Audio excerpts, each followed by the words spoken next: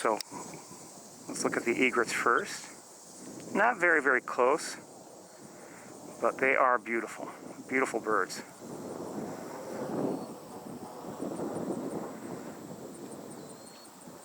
And you're hearing a killdeer call.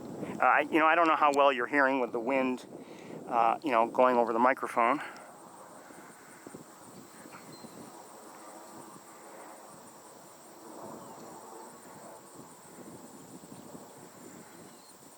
You can probably hear me. That's not necessarily a good thing. I'm not sure if you can hear Dave. Hopefully you can. Only when I'm talking. Okay. When I'm talking, I'm going to distract from whatever Paris is aimed at. And what I'm thinking of pointing out is a black-bellied plover, which is something that was not here the past couple of weeks we were out here. I have some yellow legs right now. I'm not sure if they're greater or lesser, to be honest with you, but I believe that's what I was just seeing. A little bit to the left of the main group here of egrets. And where'd they go? I lost them. Yellow legs which just flew. There's another. Okay, there's the leftmost of all these egrets, and it's a little bit farther behind. In the water? It's standing on land in between two strips of water, and it's preening. That bird, if we go to, well, now it's just standing up. Now it's preening again. If we go behind it, there's a killdeer beyond it. If we go to the left of it, maybe 20 feet in the water, we have lesser yellow legs. If we go another 30 feet to the left, there's a greater yellow legs walking. Okay. You can barely see it with the backdrop of water behind it. Yeah, yes, it's completely against dark water. Just cluttered. I see it. I'm on it. Okay, great. So that's greater yellow legs having a longer, skinnier neck and a longer bill. And if you get them side by side, it's just overall bigger. And it has left the lesser yellow legs far behind, so it's not going to be easy to make that comparison again. Until it comes across it. There's a killdeer behind it. Exactly. And if it keeps walking, it's going to go behind this mallard, which is breeding. That's male mallard. And Sure, it stops. Okay, here it goes. And that's going to keep going. It's going to go in front of another great egret, which is preening. Another yellow legs. Was that lesser? I think it's lesser. Not sure. Looks smaller anyway. Well, I don't know. It's got, yeah, I think it is, although it does look kind of, the neck is not as long, but the neck is a little bit skinnier, and the bill is shorter, so yes. I'm agreeing with all that. Okay. It took me a minute because often the neck, to me, looks as thick as the head is wide. I see. Lesser So would you, neck is. for you, is that your, well, under these conditions, is that what you really are cluing in on? It's one of the first things, but then I want to look at the length of the bill. Mm-hmm. And of course, if there's another yellow legs nearby, it's different. Oh, sure. That's a good thing. And I was wondering whether it had just landed in deeper. Oh. And that was what was making it look shorter. Behind the grater is that another lesser back there? Okay.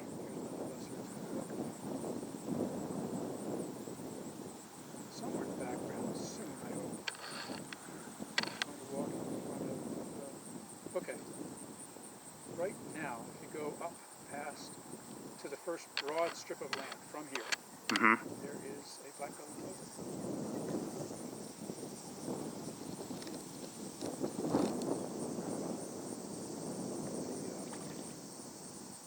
Greater yellow legs has kept walking. I'm looking for the plover now. Walking to the left a little bit. Oh, do I see it? Facing to the left, big black. Profile overall. Yes, black coming down the throat and onto the breast, but now it's turned around, so we're seeing the gray back of it. It's not as sensitive anymore. But when it when it bends over, that's funny. Facing away, it's just gray on the back and white on the belly, which is shadowy, so it all pretty much hides. But then when it bends down, all of a sudden, okay, there's a mallard about to swim in front of it right now. I'm working on it. Okay, I've got it. Okay.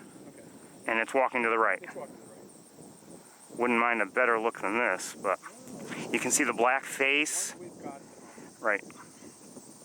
You can see that black face, and looks like I'm trying to tighten up here. We've got a bit of a breeze that's shaking everything, everybody. So it's actually a fairly large bird, isn't it? Yes, it is a big bird. So behind it, for me, is a least sandpiper. I thought it might be just by the size, but... Yeah, so that gives you an idea. It is that much bigger than a least sandpiper. It's really a substantial shorebird. And the greater just walked in front. And a lesser with it. Okay, I can't, well, I've just adjusted my camera. I can't see them now. They're out of frame. So, yeah, this is... So this is a black-bellied plover. It might be a female in breeding plumage, or it might be a male who's starting to lose the breeding plumage. It's not as boldly black on the side of the belly as it might be, but it gives you a sense of why it's called, at least in North America, it's called a black-bellied plover. That black comes from the face down to the breast, and then it stops. And the funny thing is, the way some people find it, the belly starts, and it's always white on the back half of the underside. Oh, So if you ever see one of these birds that has black going down right to the undertail cones, then you're looking at a golden plover. okay. And now, you said that at least one had been reported. One golden plover was reported yesterday, and I have not found it today. I've been looking around quite a bit. Could it, I had a bit all around here. any suspicion that it might be someone misidentifying? I'm pretty confident Okay. in the description of it and in their Oh, okay. ability to identify it, and so I'm trusting Okay. this person. But while I was down here earlier, a whole flock of 10 black-bellied plovers, most of them in breeding plumage or near to a fluid. Okay. Oh. Wind is picking up a little bit, everybody. So things are getting shaky. I don't know if my voice can cut through the wind, but That I don't know. So yeah, I would just speak up also. okay. So I mentioned that even though we call it a black-bellied plover, if the black goes completely down the belly, then it would be a American golden. American golden plover. Well, the British, they dispensed with the term for the belly anyway, because that's a breeding plumage thing. Okay. And when they're either juveniles or in their winter plumage, which they should be molting out of in the next few weeks, they're pretty much gray all over. Oh, I think, not to interrupt you, but I think I found another. Maybe you've seen it already. A second. Yeah, further to the left. Yes. I think we may have the whole group of them. I see 2 more. Oh, okay. You and then another 2 more, and this may be the whole flock of 10. I don't know. I just hadn't bothered looking. But anyway, so the Brits call them gray plovers, and that's a pretty good name for most of the time when we see them. You're right. I think I've seen at least 4, maybe 5 of them to this point. Neat. And they're doing this typical plover behavior, which is to walk a little bit and then stop. Kind of like killdeer, which is also a plover. Yes. So we're familiar, everybody, with killdeer. We see those often enough, and this, their behavior is somewhat like it. So they walk a little bit, they stop, and maybe if they see something interesting, they'll peck at the ground, but maybe they won't see anything all that interesting, and they'll just keep walking and stopping. But that's a basic behavior of plovers in general. Killdeer, as in many respects, are a little bit more frantic about it. They just seem to be a little bit more, more hyperactive as birds go. I love the name for killdeer is Charadrius vociferus. Vociferus is right. a common name. Just, always making noise, always frantic about things. Among these black-bellied plovers, a whole row of them going down that one strip. When you get to, actually just before you get to two gulls that are resting in the background, you come diagonally down to the right from those two gulls. There's a black-bellied plover, and to the right of it, there is a gray bird, all gray, which is a little bit smaller than the black-bellied plovers, and it's walking to the right. Okay, I'm on it. That bird, and there's another one behind it. Well, there's another black-bellied plover behind it. Okay. And there's another... And there's a smaller bird to the left. But I want to concentrate on this big gray bird. If you look at the bird's bill... Hold on. Let me see if I can get in. Okay. I'm not going to get much better than that. It might be one of those silhouette bird things, but because there's not a whole lot of color to it anyway. But if you look at the bill, it's a straight bill and it's about the length of the head. Excuse me, who's vocalizing? I think that's lesser yellowlegs. There's a couple of birds out here having a fight. Oh, I see. Hold on. Let me see if I can. Well, I'm going to lose. Well, I'm going to stay on. I'm going to stay on that bird. Stay on this bird. It's an interesting bird. It's an unusual bird. I think I lost it. Okay. Is it in like a grass, almost? There's a strip of a small patch of very short weeds that's in it. Okay. Right, and it's back on barer ground. Is it looking? Approaching another black-bellied plover when it walks to the right. Oh, wait, I think I lost it. So if you get on the row of black-bellied plovers, it's working its way to the right among them. It's behind the yellowlegs in the water. It's just walked behind the black-bellied plover. Now it's to the left of the black-bellied plover. Oh, I think I have it again. Okay. So there's a trio of birds there. There's the yellowlegs working in the water in front behind. There's a black-bellied plover on the right, and the bird on the left. If you could imagine it being not the same or close to the same size as the black-bellied plover, imagine it being really small. Imagine it being the size of a sanderling or a least sandpiper. This is the same genus. It's calidrus. It has that classic shape like a football snout. It doesn't stretch out very long in any one direction. You know what? The legs are about the same length as the body is deep. I think I've lost it. I'm sorry. It's walking a little bit to the right. There's two black-bellied plovers to the left, and it is now about 10 feet to the right of it. And it's going to approach that original mallard, which is still standing out there on the bare ground. Okay, I think I have it again. Halfway between the mallard and the two. Yep, I see it. Okay, I'm on it. Okay.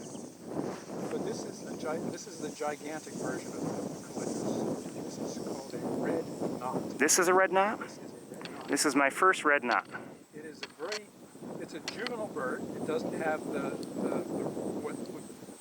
what passes for red in birding circles, which is actually sort of a salmon-colored pink on the face, throat, and breast in the breeding birds.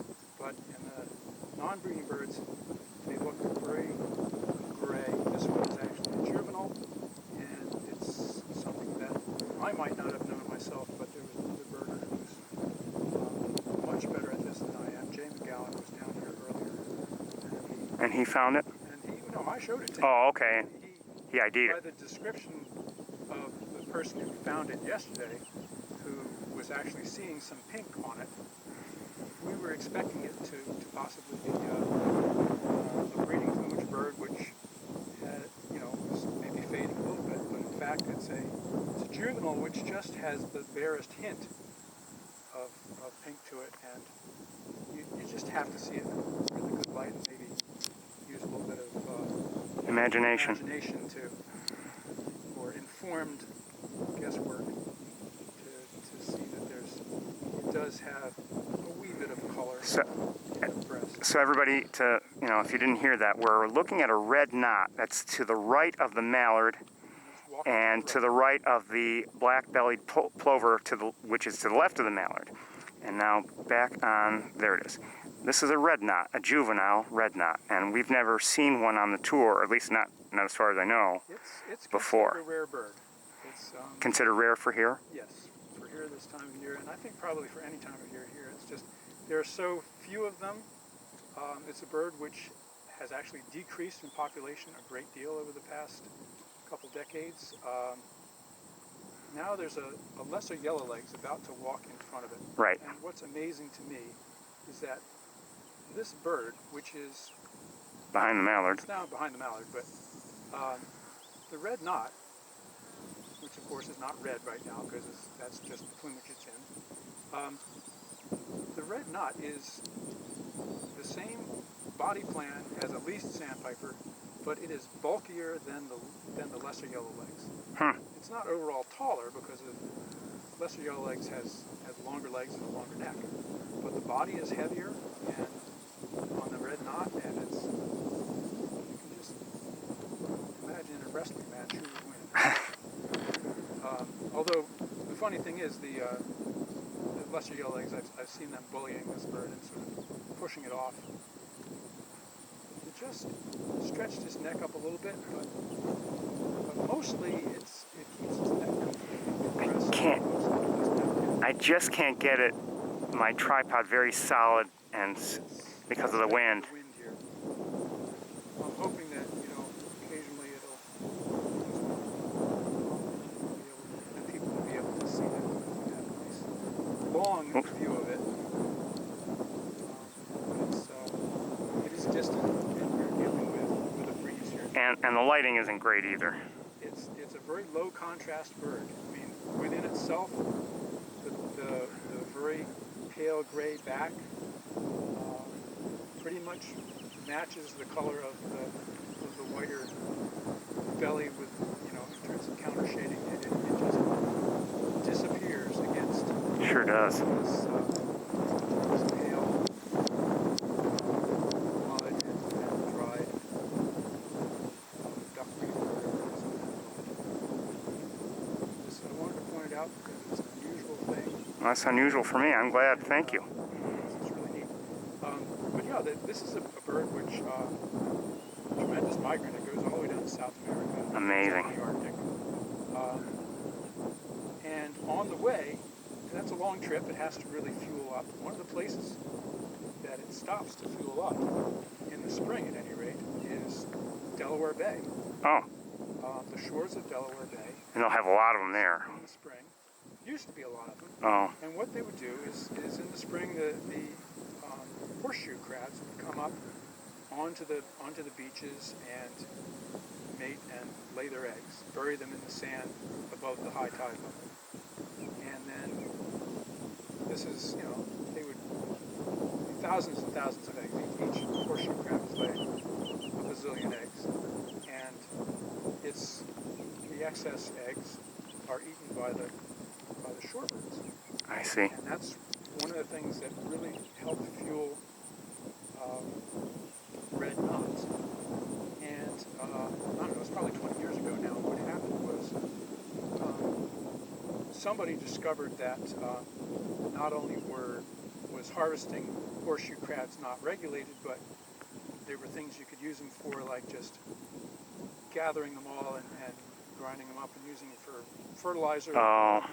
Or actually some more useful things, like, I'm not saying fertilizer is useful, but some more specialized uses. Some of them are used for, the blood of horseshoe crabs is very odd, and it gets used in testing pharmaceuticals. It's just, Oh, really? you never know what specialized uses. But Look, excuse me, look at we've got a red knot, we've got two black-bellied plovers behind it. Well, they're moving off to the right now. It's beautiful. Yeah. So Nice scene. It's, as we said earlier, the black-bellied plover is really a big shorebird, and this red knot approaches still smaller than the Mm-hmm. plover, but it's really a giant of its own genus. Of course, it has to be windy now. Thank you. At least Sandpiper, semi-palmated Sandpiper, Baird Sandpiper, White-Round Sandpiper, Pectoral Sandpiper, all of these are in the same genus and have basically the same body plan. Short neck, short legs, fairly short bill. Oh. Plovers have shorter bills. If you look at the black-bellied plover in the background, that bill is shorter than the length of the head.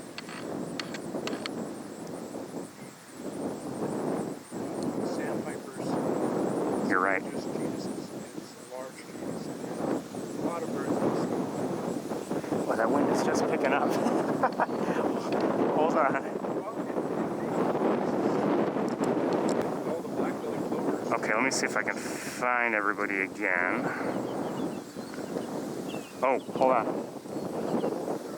We've got shorebirds in the air. I lost sight of them.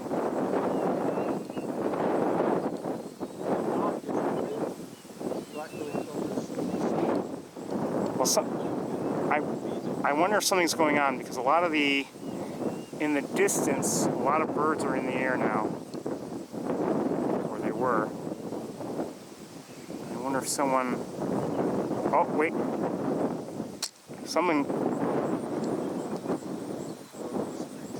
I think there's a bird of prey in the air, I believe. I'm not sure what it is just yet.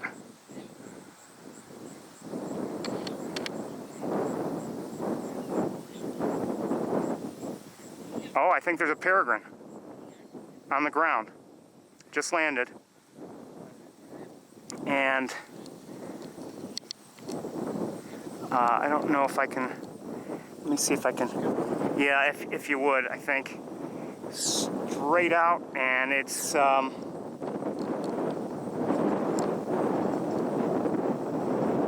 it's where, you know, all these bands of water, it's just before like the last prominent band on the ground.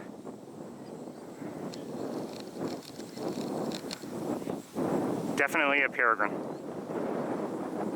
You want to see on my camera, Dave? Yeah. Okay. Wow. Nice view. Yeah. I hope to see that bird through my scope. Kind of walking a little bit. Okay. And I figured, I saw, you know, the gulls in the distance were up in the air, and I saw, you know, I saw some shorebirds, and then I quickly lost sight of them, but I figured something was going on. Yeah, that's what it's a bird of prey, which is a direct threat to the shorebird. There's a duck behind it, swimming along as if... It's got something in its black talons. I would agree with you. It looked like it had something. Very substantial. No.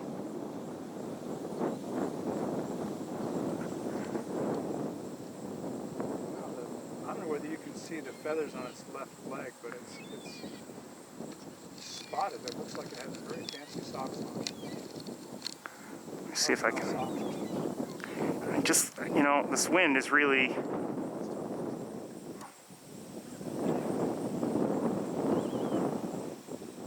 So, I tried to follow the flock of the red knot took off and was with The plovers, or the black-bellied plovers. And it looked to me like they were all leaving, but I'm not sure. Maybe the knot peeled off further.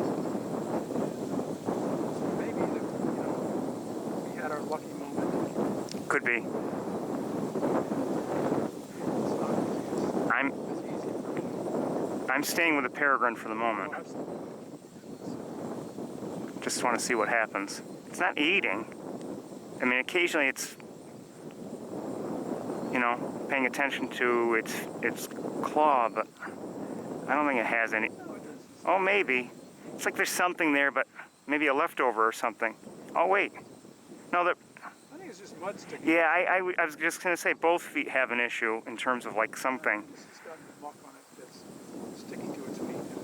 And it landed in mud, and Yeah. it's probably not very happy about it. Well, it looks like if it does have to take off quickly, that mud will interfere a little bit. I don't think it's stuck. Oh no, it's not stuck, but I mean, it will slow it down, I mean, if it's in a hurry. Yeah, I think it's probably regretting having landed there. Yeah. But hasn't decided where it wants to go instead. To the left, there's a, it looks like a greater, oh, Okay. oh, I see, well, one, I just saw a harrier in the air. Yes. And I'm following it. Oh, the harrier and a crow are interacting. And now I see both harriers in the air. Okay. And, Crows harassing. yeah, that was, I think Or is it the other way around? it's, yes, but both harriers are in the air. And occasionally they're diving after each other, not the harriers, but after the crow. There goes, Oh, do you see that? so that looked like the harrier was harassing the crow. I would agree. These are young harriers. Probably, I don't know if they're relations here, but you can see how they're all cinnamon colored underneath. Okay.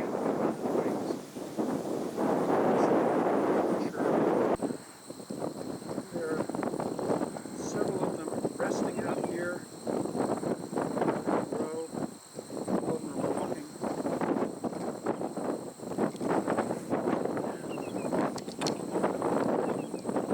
Little gulls also resting. Greater yellowlegs is one of the largest shorebirds we have, but the ring-billed gull is by no means the largest gull we have. So they are substantial. The gulls are substantially larger than the Sure. greater yellowlegs. But the one gull who's facing right, you can see that yellow bill with a very distinct black ring around it just before the tip. That's the signature. Ring-billed gull. Yeah. Okay. Not fully in the water, you can see the legs kind of yellowish. Yellow legs, okay. That's the most common gull we have.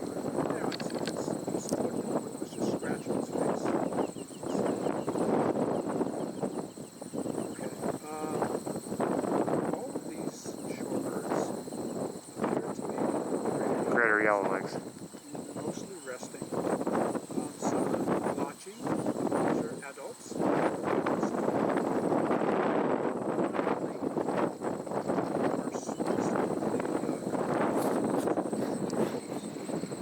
Brand new feathers and not the breeding plumage. The breeding plumage actually is fairly blotchy.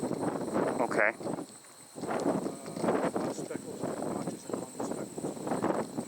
So we have here not just the birds that hatched this spring, but the birds that were raising them.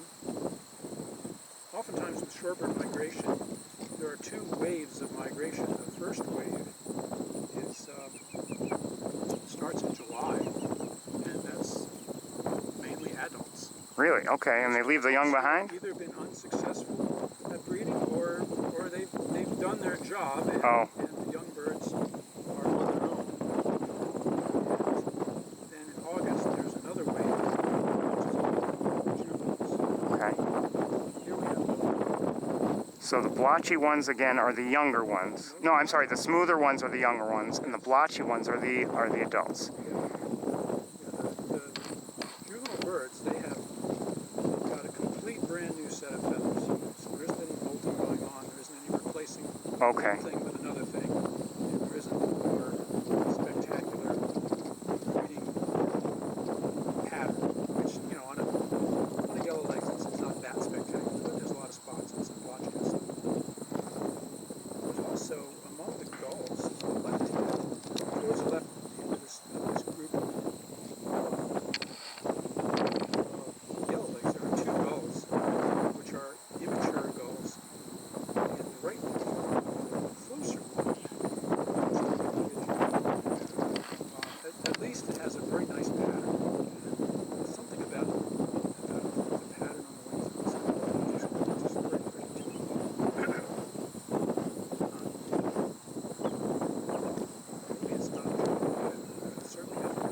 does have a nice pattern.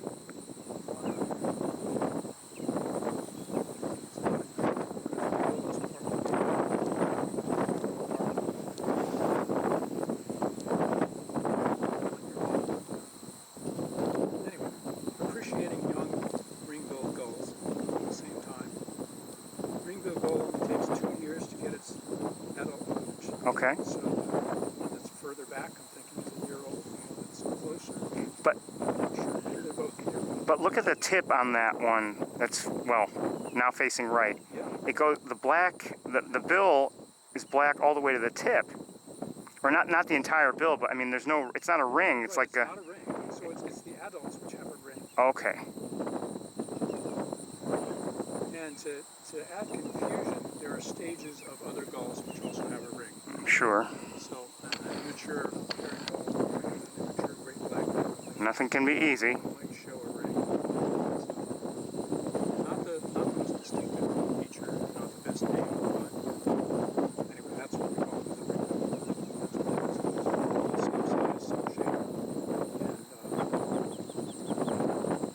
knowing what the plumages are helpful. The adults, the plumage is very, very similar to the herring gull, being basically white on the head, neck, breast, belly, undertail, and tail, and pale gray across the back and wings with black tips. Should we look at the other grouping of shorebirds? Yes. Before we get to them quite, there are two on the right of that group. Just to the left, a little ways to the left of the great egret that's walking in that direction. So we should start there, I think.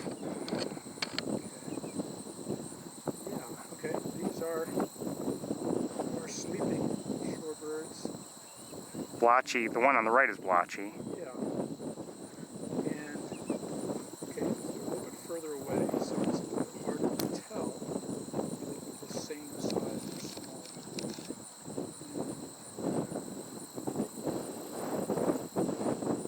The egret's right with them now. Okay. I think I can see yellow on the leg of the right one. Yellow legs. The question is, and they're definitely adults. I think that's a long enough bill. Those are more greater yellow legs. Okay. They look smaller because they're farther away. That's my interpretation. All right, moving to the left. Passing the great egret. Mm-hmm. We have some birds which are feeding. And again, these are yellow legs. Tringa is the genus, and the whole genus is, at least the birds in that genus we have around here, are marked by this extreme shape, extremely long legs, extremely long neck, extremely long bill, and extremely long body. But do we have some lessers in here? I'm thinking it's all breeders. I'm not sure. I know the closest one to us is a breeder, and honestly, I get confused. This is one of those times. You get confused. How about me?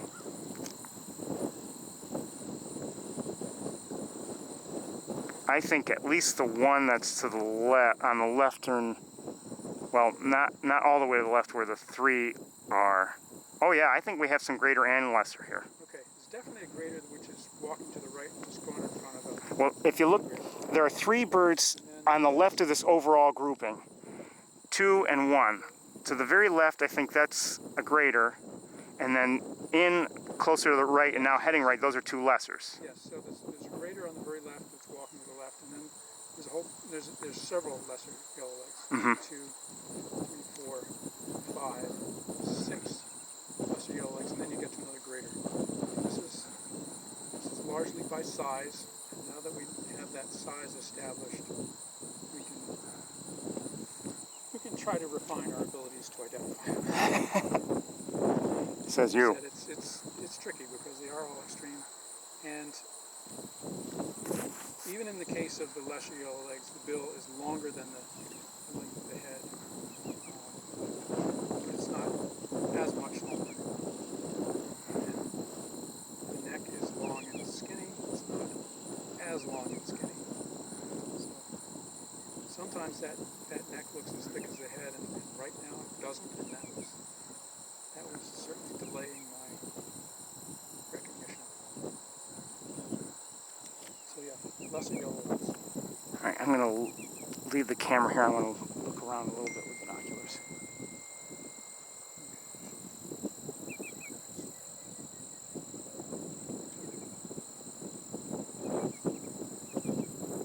That bill was a text message from somebody who's recognized us from up at the parking lot. Oh, yeah? You're not supposed to be there. Yes, we know.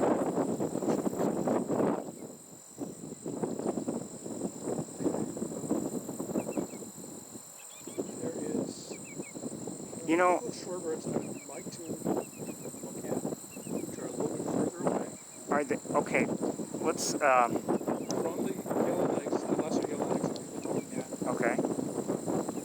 There's a strip of green. There's a strip of green, and there's bright white water, and then there's a little strip of dark water. So you want to go to the dark water? Yes. Okay. We're going to go to the dark water. Yesterday morning, was it yesterday? Or maybe it was the morning before. I was, you know, just in my morning routine, I was like going through like, okay, how do you talk about distant, you know, specific locations, you know, when two people are standing, let's say, side by side. And, you know, how can you differentiate and discuss? Because we had all those problems last week at Van Dyne Spoor. And there was a lot less differentiation we could use there. Sure. But I mean, I had the right idea. Common language and communication, I think we're doing great. I had a... On birds there now? Pardon me? Are you looking at the birds? They've walked into the light water just beyond that strip of dark. Okay, I'm looking at various birds, and yeah, in that strip of lighter water now. Yes. Okay. On the very left, there's a greater yellowlegs, but then there are 3 on the left and 4 on the right of a different species, which I want to note. And if we go to the right, where there's 4 of them together, and they've got them. Beaks, and they're up to their bellies in water almost, and they're poking their beaks down into the water. And then to the right of them, there are a couple of lesser yellowlegs, which are kind of walking around and occasionally just barely touching the water. Well, I've got those 4 that you were talking about with long bills. Are those? And they are similar shape to the greater yellowlegs, but it turns out that they are the extreme long example of the Calidris genus. This is stilt sandpipers. Oh, okay. They are a little bit smaller than a lesser yellowlegs, and if you look at their bill, the bill is a little bit longer in proportion to the head than the lesser yellowlegs bill. And that bill actually droops down a very tiny bit towards the end. But one of the really significant things is the way they feed. You can see the lesser yellowlegs on the right. Walks around, eventually barely jabs at the surface. But the stilt sandpiper, what it likes to do is put its head right down into the mud, and oftentimes, if it's up to its belly in water, its head will disappear. Oh, really? And its rear end will tip right up. So this is something I'm going to acknowledge that I'm taking this from Kevin McGowan, one of the great birders at the Ornithology Lab, who teaches about birding. And he says they're like an oil derrick. One end goes down and the other end goes up. Okay. The way they feed. Did you hear that, everybody? It's like an oil derrick, so that when they tip their head down, their rear end goes up. You know what? Their heads aren't going completely in the water. Excuse me, Dave. You can see there's a greater yellowlegs behind them, and you can see, everybody, how it's just the bill barely, you know, goes beneath the water surface. But then you look at the stilt sandpipers, and yes, their bills, like they're almost drilling into the. Yes. They are going into the mud, correct? Yes. Below that water. So they have quite long legs for the sandpiper. Very long bill. And even the rear end is somewhat elongated. The back is not quite as, the shape is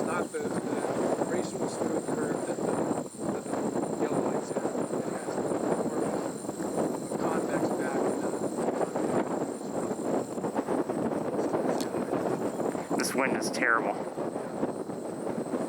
unusual is the fact that it's smaller than the lesser yellowlegs. The bill is some particular behavior is really good. Now they're running around. Now when they stop, they really drill straight down. And if the water was being run, it's not a classic feeding, but it's close to it. They'll often stick their head entirely under as they drill down and drill the water that deep that their rear end goes up further than you're seeing right now. There's still sandpipers coming up by a black-bellied plover. So there's still one black-bellied plover here. Alright, let me see if I can get the... Oh, there's the plover. Okay. So you can see, relative to the black-bellied plover, they're smaller, and if you recall how big the knock was, the red knock, these are smaller than the red knock. Okay. And we knew that anyway because they're smaller than the lesser yellowlegs. So here's the lesser yellowlegs about to walk alongside of the stilt sandpiper and the black-bellied. So this is when it really becomes useful to know what the relative size is. Even if you didn't know what one of these birds were, and we knew what a different one was, we could eliminate a lot of possibilities just Sure. by the size, the relative size. Sometimes you can take two birds that you're unsure of separately, put them next to each other, and figure out what both of them are, which is really a pleasing sort of a accomplishment. It's a puzzle. Yeah, it's a puzzle. All of birding is puzzling to figure out what things are. Some of them are trickier and more subtle. And shorebirds as a group, it's a big matrix, but it's like doing Sudoku. You know, it's just like you figure things out.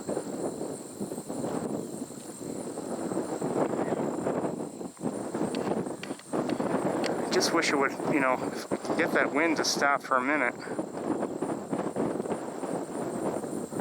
So, if you were to imagine a sanderling or at least a sandpiper, whatever gene is controlling how long things are, and sort of tweak that gene a little bit and give it super long legs, give it a super long bill, give it a little bit of a neck.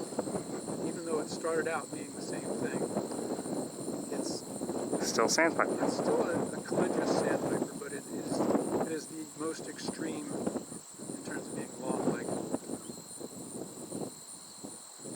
And that's why it's called a stilt sandpiper. Cool. It actually has proportionately longer How legs many stilts are there? Oh, actually, probably just the 4.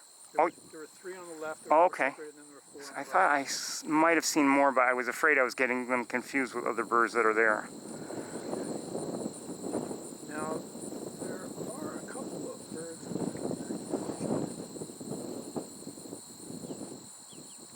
I think are not stilt sandpipers. So, I think we've got a couple of possibly petrel sandpipers.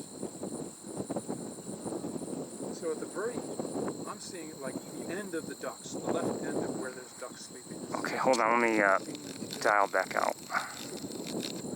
Same Okay. area we were before. Okay. Back to the left. Where Who's taking? Oh, never mind. Oh no, they landed. I think. Yeah. Now they're flying again. The stilt sandpiper is, it's got a white on the tail, looks like a yellow. Fooling me by not doing the typical behavior. The black-bellied plover's moving along again, just walking.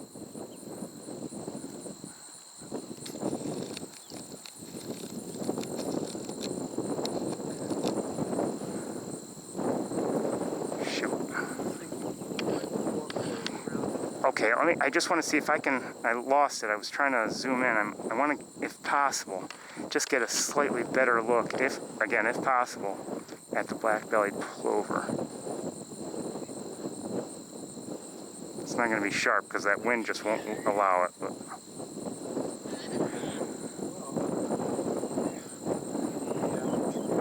oh, you have? Okay. All right, let's see. A long-billed dowitcher? Actually, that's the only dowitcher I know. Or know of. Well, maybe I've... Okay. The bill is not a good thing to use. Okay. It's a great egret. Maybe not very informative. Not at all. Hold on. Let me see what I can see. Okay. Yeah, that kind of goes on for a while in both directions. Okay. Among the great egrets which are with the Caspian terns, it's the rightmost of the great egrets. Okay, hold on. Okay. Okay. And you drop down from that egret. He was facing away from us, had his legs sort of Splayed? splayed. Yeah. Okay. Drop down, and in between the two strips of dark water, there are two shorebirds Oh, I see them. with very long bills. Moving to the right. Kind of. They're kind of humpbacked, and those bills are longer than the bills of the stilt sandpipers. The feeding method is pretty similar, though. These are dowitchers. And you don't know which kind, long or short. I would guess that they are short-billed dowitchers, and that they are, part of the basis for doing that is that I can see the plumage on the back and wings is very nicely patterned. All of the feathers have a nice pale edge to them, so it's a warm brownish tan color, and that tells me it's juvenile. And the juvenile plumage is the easiest to tell. The short-billed from the long-billed. The juvenile plumage has this warm color, including on the breast and belly. And the long-billed dowitcher is more of a cold gray on the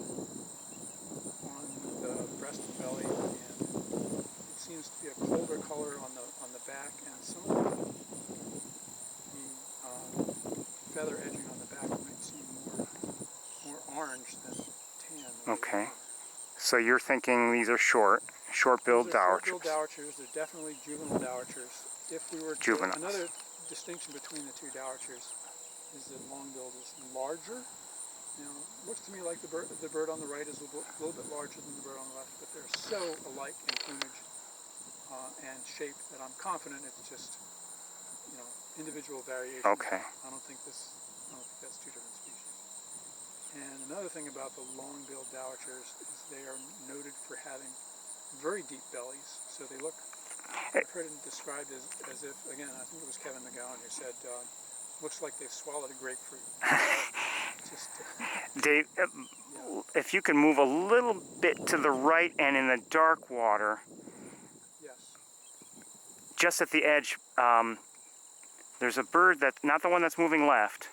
What is that bird there? Is that a... One that's kind of still poking to the right? Yes. That is a semi-palmated sandpiper. Okay. We've seen that on land before, but now it's trying to act like a lesser yellowlegs and walking around in the water and stretching out its wee little neck and poking down with its bill. But it's a very pale sandpiper, and it's very pale it has just the barest wash of puffy on the face, and it's pretty white on the belly, white in general on the breast. And it has a little short, less than, or about the length of the head, black bill. That's a semi-palmated sandpiper. Semi-palmated sandpiper, okay. But, uh-oh, I see a bunch of birds flying. Okay, hold on. Oh, yeah, I see them with the naked eye. And meanwhile, coming back to the dowitchers. Well, I'm going to stay with the moving.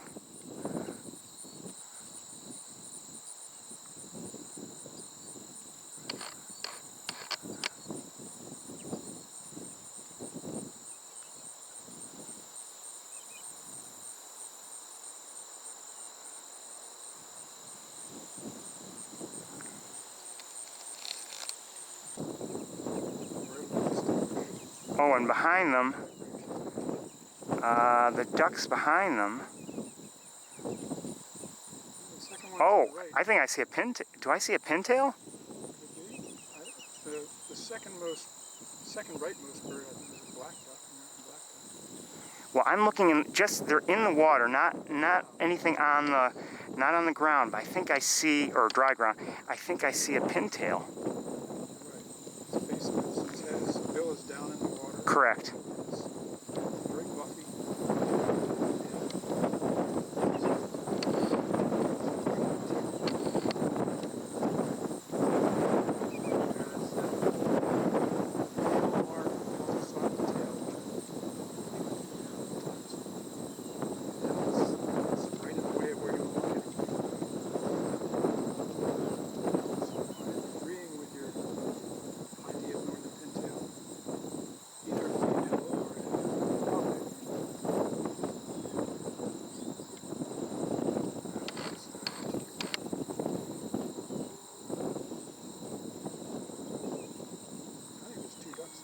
Oh, yeah, there may even be a. Oh, There's two pintails. I think you're right. Either that or it's a double-headed bird. No, well, it could be one of those double-headed birds, but So and I'm guessing the one in the foreground, do I see a lighter bit near the neck that might be the future white pattern on a male? Could be. I'm guessing the fact that they're so close together, even though they're in similar plumage, it's a male and a female. Mated pair. An eclipse male. And I can't see what's going on in the neck well enough to say what's going on, except for I think there's really good odds it's one and the other. And I think that's really neat that you pick those out, because there's not a whole lot to go on. It's just a kind of a speckly, buffy colored lump in the I lump. agree. And now they're Here, if you wanna look, I mean. No, I've got a good look. Okay.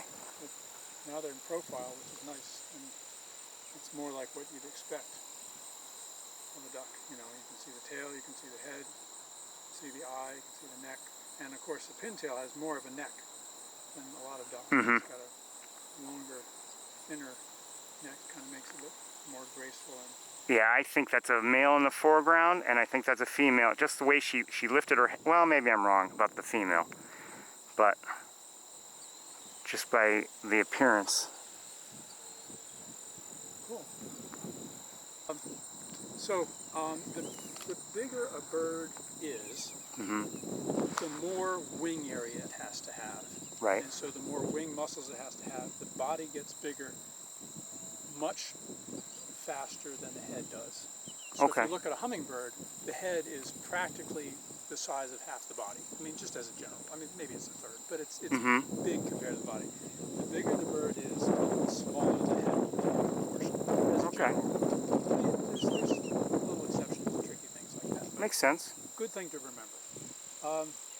Also, the smaller a bird is, okay, its wings are smaller and it's flapping faster. So the more rapid the wing beat is, that usually indicates a smaller bird. Okay. So those are, you know, General. in case anyone's forgetting why Dave is telling us that, it's because sometimes, you know, you're looking at a bird all by itself and you have no other clues as to size. So, you know, for instance, seeing that the head is smaller in proportion to the body may indicate that it's, you know, a relatively larger bird. Yeah. This group of we looked at it before and it was all greater yellow legs in front of us, and it is now a mixed group. Oh, well, they've been moving around. And there are greater yellow legs, lesser yellow legs, and stilt sandpipers all in this group. And that might be a fun thing to just look at. Not anymore. It was fun until they all took off. Oh, the peregrines. Did I see a peregrine? Yes. There it is. Just flew by. Very low. And the down was vertical. This group was reascending down and then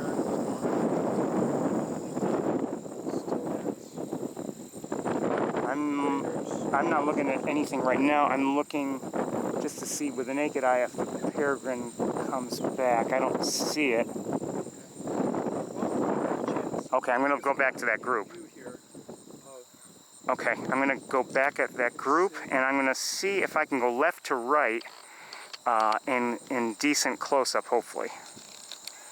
and Not too close. For instance, and you can see things that are definitely yellow legs, and you can see things that are definitely adults with blotchy plumage. These are definitely juveniles with meticulously, evenly patterned plumage. And you know, the large, long, straight-billed birds are the greater yellow legs, and the smaller, straight-billed birds are lesser yellow legs. And if you see something that's even smaller and the bill curves a little bit, it would be a stilt sandpiper. Okay, I haven't seen any of those yet. There were some before, but I can't remember left during that last pass. I think there is. Maybe that's a pectoral sandpiper. Towards the left, there's a bathing. I see it. And here's some other birds coming in right now. To the right, there's a brown bird, Oh. which is the closest one to the bathing greater yellow legs. It's browner than the others. I'm betting that's a pectoral sandpiper. See if it just Yep. turned around. Oh yeah, and its head. Pectoral sandpiper. You look at its face. It's different. Its forehead. Yeah, the bill is shorter in proportion. It's only about the length of the head, droops a little bit, and when it turns, and now when it's back to us, you can see this effect of light stripes down the back, which we call braces, which is something pectorals have. And when it turned around, it had this dark gray shield of streak, which came down very low in a sort of a convex band at the bottom. So again, this is a pectoral sandpiper. I wish it would turn around. Yeah, well, It did once. the first thing that clued me in was it's a different color. It's just more brown. Everything else is kind of gray in tone, and this is more brown. And then also it's a little bit smaller. Excuse me. It's hidden. Yeah, would you move aside, please? Okay. Now it's in profile, but it's Oh, thanks. okay. And Here we go. pectoral sandpiper is another of the calidrous sandpipers, like the least sandpiper and sanderling. It doesn't have a whole lot of neck. The legs are pretty short, and so it's deep. You know, its belly is down in the water, where the lesser yellow legs, their bellies are up above the water. It's got a short neck. But this bird, its head is smaller in proportion to the body than it would be on a least. A least sandpiper head would look that tiny. You're still following the bird? I am indeed. It's in preening right now. But it's got a nice, it's got a side view, even though it's got birds kind of in front of it. So those are some of the things that I've been using. You know, look, what stands out as different. It's, you know, the color was different, and the pattern on the back was different, and how deep in the water it was different, which makes me think I might have another interesting bird to the left of that. Okay, let me just. I want to hold off just for a moment. I want to stay on the pectoral just for. Oh, who just walked? Another bird will get out of the way instead of getting in the way. Okay, I'm going to dial it back a little bit. Now what? Uh-oh. Okay, the pectoral is pretty much hidden at the moment, but we go about the same distance away. Oh, pectoral. Now the pectoral is moving, and it might give us a nice view of the breast. Which, come on now. There is another bird that's sleeping, or that's resting with its bill tucked in, about a few feet to the left. A few more birds are coming in. Oh, there's a fluttering around, hoping to land. There's what I think is a semi-palmated sandpiper, and its legs are just too short. So it keeps thinking, do I want to land? Do I want to land? No, I don't. Oh, I just saw it with my own eyes. I didn't get it on camera. I wonder if it left the area. The water's Just too deep there. But there are a couple of stilt sandpipers. Okay, I'd like to see those. Right next to the pectoral sandpipers, the stilt sandpiper in front of it. Is the pectoral moving left? Yes. And so now they've traded places. With the stilt sandpiper. But the pectoral sandpiper, as it's walking, it's waiting. It's right up to the belly. I've kind of lost the pectoral. They went off to approximately where it started. Oh, is it stationary now? It's facing right the other way. Okay. And it's browner, and when it turns its head, you can see the bill is Okay. only about the length of the head and slightly down. All right, I see the pectoral. Okay. Now, All right, let's see what about the bird that's next to it. It's preening.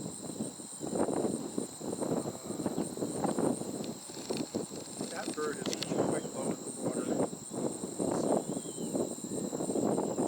just stick its head up. I want to see the bill on that bird. it's got that same dotted white pattern as the other birds around it. Plus yellow, but I'm not sure. I'm wondering if, I know there are stilt sandpipers around here. So, if we can get a look at a stilt sandpiper bill. I think nope, that's less yellow. Yeah, I was going to say I think it is. A couple birds to the right. There's one that's kind of by itself that's sleeping with its body's facing directly away from it, but it's there. It just stuck its head out, and it was not. Who's walking back there? I think that's a semi-palmated sandpiper. Yeah. Very deep water for it. It's very deep water, so it might even be swimming. It's just, it wants to be with the other birds, but it's just the wrong leg length to do it properly. Semi-palmated sandpiper. Yeah. Yep. Short, straight bill. A little bit of And buffiness on the face. yeah, it's kind of a, the gray tone is Cute little bird. not so far off the others. It's a little bit buffier than the others, but it's not as dark brown as a least sandpiper would be. Out of the way. Oh, look at the bill on that. Oh yeah. Yellow legs. Nice bit of an upsweep on Here, well, the. Okay, so that. that was a quick turnaround, but we had birds in the way, really. So this. Of the semi-palmated. Sandpiper is doing the sort of thing that Phalaropes do, which is sort of swim and turn around. I'm pretty sure that's not a phalarope, but it's when you see a shorebird doing that, look carefully just in case. I don't think that bird likes being in such deep water. I lost it. I think it solved this problem by swimming and floating instead of standing. Where'd it go? Oh, there it is.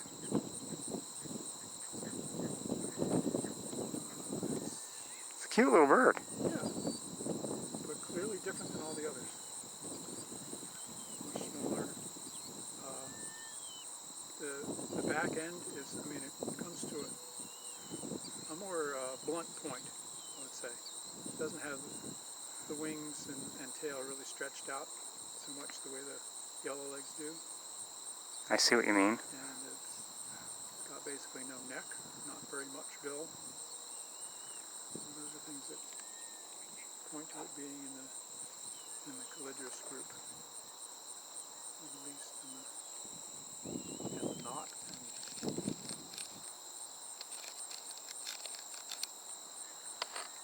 So it does have a very nice pattern on the wings, this semi-palmated sandpiper. Like a lot of the other birds. You can see every single feather on the back and the wing cover because each of them is outlined in a pale edging. That's what gives them, when somebody says there's a scaly pattern on a bird, that's what it is. I see. Feather has a pale edging and a dark center, and so you can see them all nicely. And that's typically juvenile birds that show that. There's a lot of birds here that have a spot on every feather, and that also gives them a nice pattern, but it's not scaly, it's spotted. And I'm hoping to find a stilt sandpiper that is active enough that we can see that it has a longer downturned bill. Okay, if you go further to the right in this group, you'll see two gulls just beyond it. Okay, hold on a Right second. of those two gulls, just in front of that, below that, okay, almost between those two gulls, there's a bird that's walking to the right. I see it. It has a downturned bill. It's preening now, preening its rump. It's stilt sandpiper? That's a stilt sandpiper. All right, let's see if we can get a good look at it. So it is in the genus Calidris, but it's the extreme one, the one that's more stretched out, especially in the legs and the bill, but also in the neck. It's unusual in Calidris sandpipers in that, you know, you'd say, oh, that bird has a neck. Of course it has a neck. But if you look at a semi-palmated sandpiper, you go, yeah, what neck? The head is basically plumped right onto the shoulder. Yeah, it has the same number of vertebrae probably underneath all the feathers, but the length of them and the way they're held typically, not having a neck. So stilt sandpiper, everybody. So it's there. It's now preening. So you can see when it's standing up in the water, it has long enough legs, similar to the lesser yellow legs, to be out of the water, even though its body is smaller. And when its bill is not under all its feathers, you can see that bill actually droops down a little bit. Okay, I'm going to have to take this call. Okay. It could be another rare bird someplace. We're on our own right now. Hi, Ruben. What's up? Hopefully you're I'm seeing still this out. well. I'm with Ferris right now on the dike at Knox-Marsellus, and we're live streaming. You know, Would just be intimidated by. But when you have a few tools to work with, size, shape, color, pattern, you can sort things out, and that's what we've been trying to do. And hopefully it'll help other people do that as well. I think so. We've pretty well covered this group. If there's I would agree.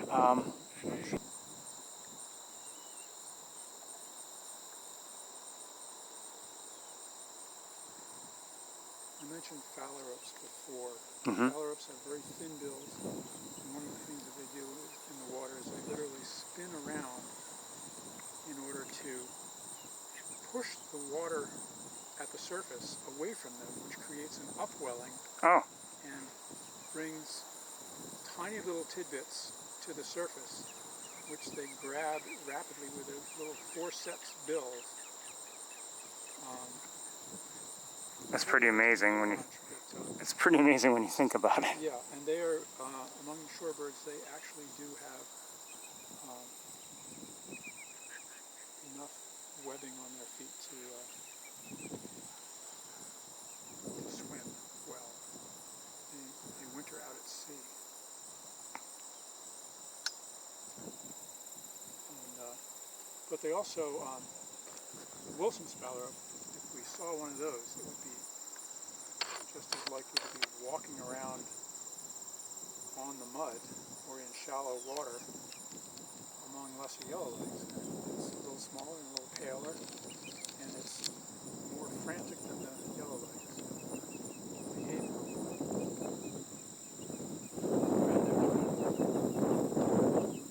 More likely in the water, but sometimes on the land, and show dark and light patterns on the wing. Bold stripes, pale stripes down the back and on the wing. There's a reason why, even though the sandpiper was swimming close to the right size, shape, was confident that it was not phalarope.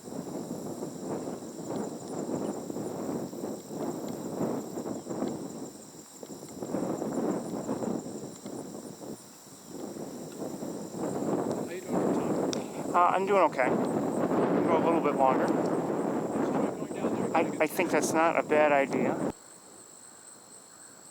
Are they blue-winged teals? I think so. Yeah. Yeah, they tailor towards the bill, and they're scaly right back to the tail. They're small and they're brown with black bills. And if they get nervous and take off, I think you're right. I bet we will see a big blue wing patch. I doubt you can even hear what Dave is saying, everybody, because of the wind, but those look like blue-winged teals to us. Oops, lost them. Oh, they're swimming around near the shore, It's just, They're small brown ducks. and there's something that just bopped its head. I think it's a turtle. So yeah, one of the things we talked about previous weeks was how the blue-winged teal, when the females and the eclipse plumage males have just a wee little hint of that big white crescent that the male in breeding plumage has between the bill and the eye, in that the face that is paler. The feathers on the cheek become pale right near the bill on the blue-winged teal in this female and eclipse plumage male plumage. And also the feathers on the side and back, they look very scaly. And there, that we one saw. just showed you some of that sky blue on the wing. I think we're freaking them out. The feathers going back to all the way through the tail. There isn't any prominent. I'm turned away from them. I don't want to freak them out, just in case they interpret my scope as an eye. But nice to see them. I don't know if it's worth. Well, I'm looking at the harrier in the air right now, just for the moment.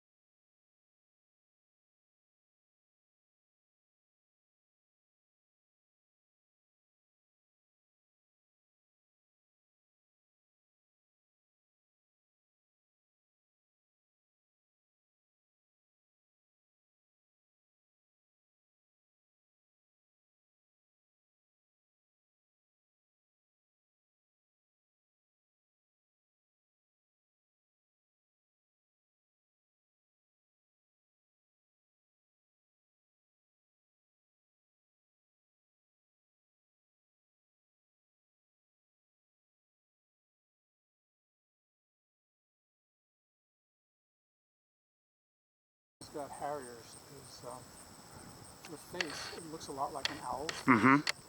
and they actually, I think it's a functional thing in that it's helping to focus sound to their ears, and as they're quietly flying over a field or a marsh, they're listening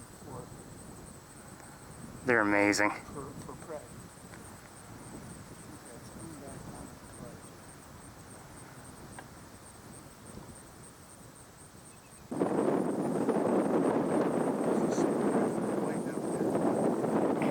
It is.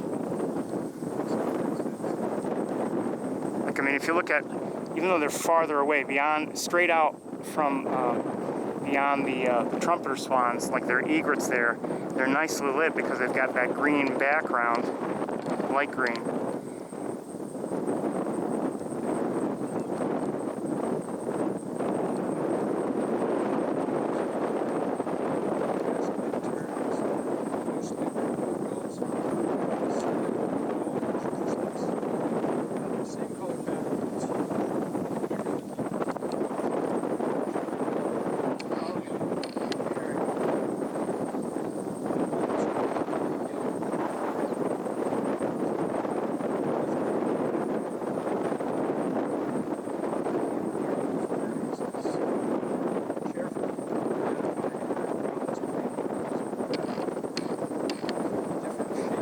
Right. size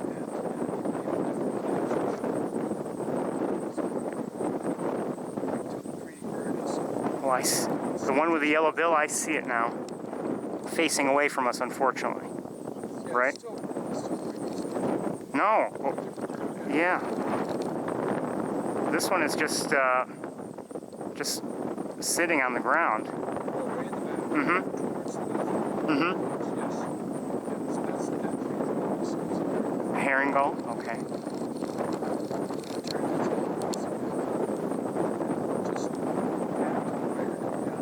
See, that is what it is. And the head is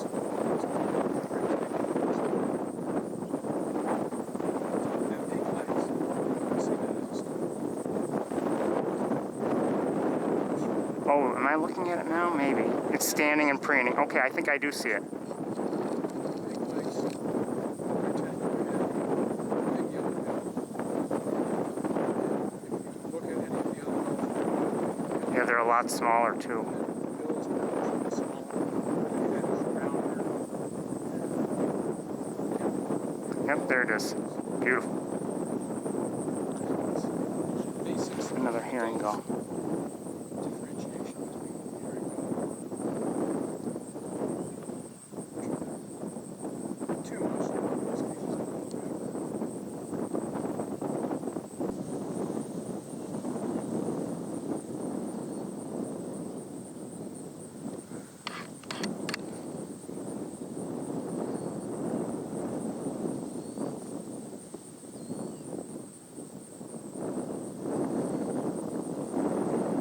Wait a minute, wait.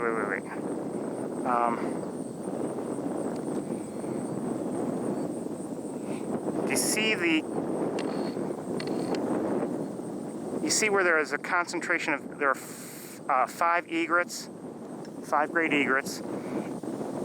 On the left edge of them, there's some shorebirds there.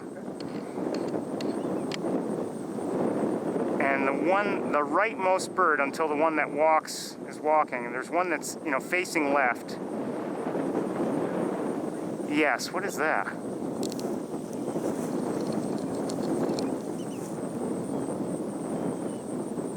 And there's another one walking along.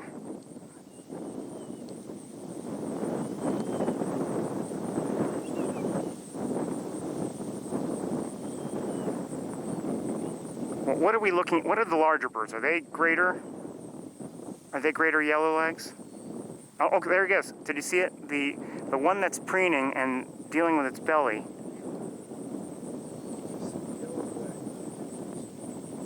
Probably that's a lesser yellow leg than the furthest right. You think so? The others, the two next to it. I don't know. Its proportions don't seem quite right. Ring-billed gull and then I don't think the proportions seem right.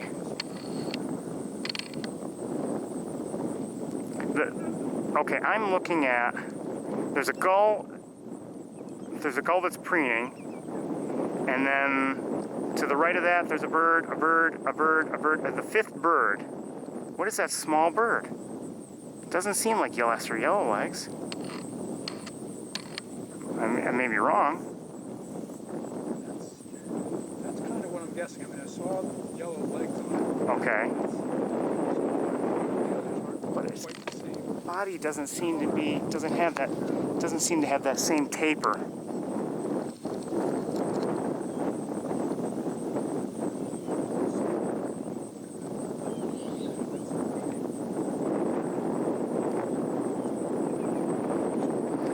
Okay, walking to the right in front of it was maybe a greater, but oh, now everybody moved around. Uh-oh, somebody's hopping. I'm not happy about that. Hopefully there's no injury involved there.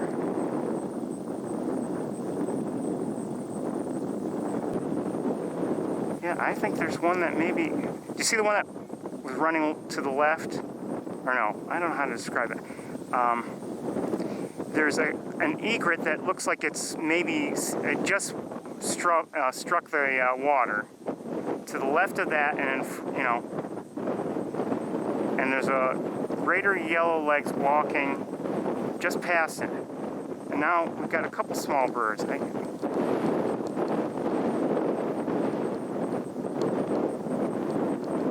There's an egret that has its head, it just struck, and in front of that there are two smaller birds.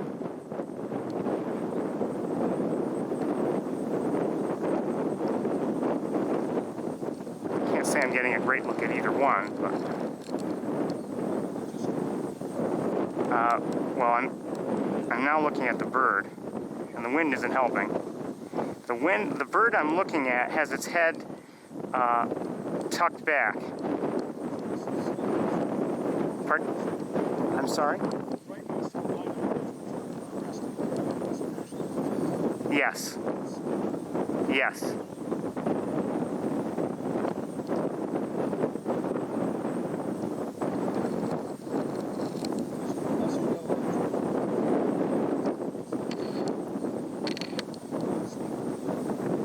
Yes.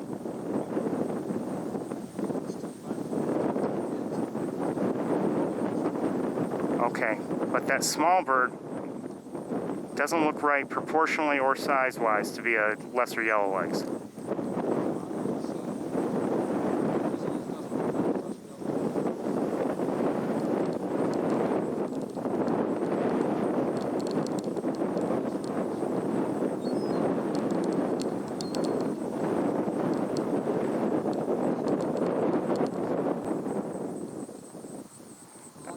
All right,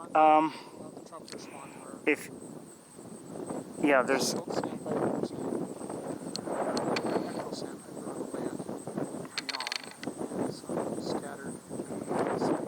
there's this one, looks like it's one, I don't know what they are.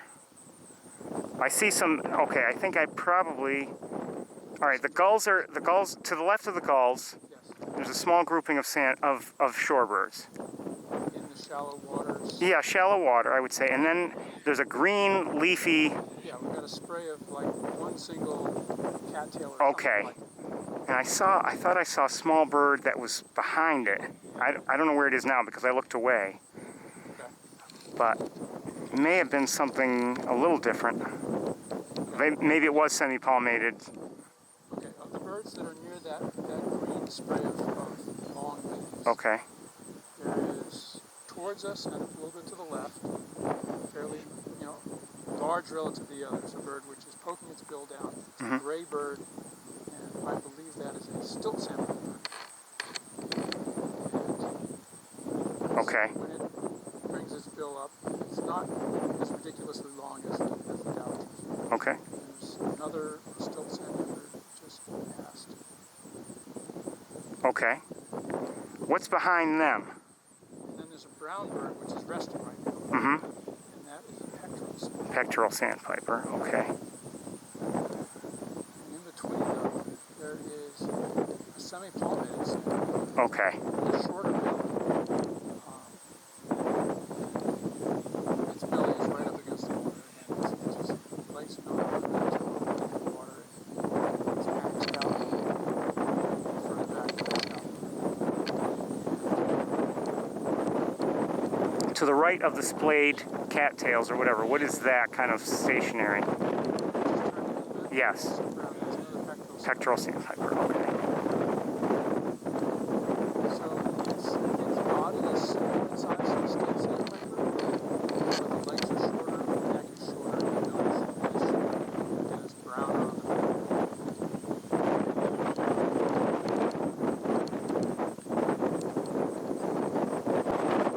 I don't know if I'm going to be able to keep all these shorebirds straight, to be honest with you. It's okay. It's concepts. Sure.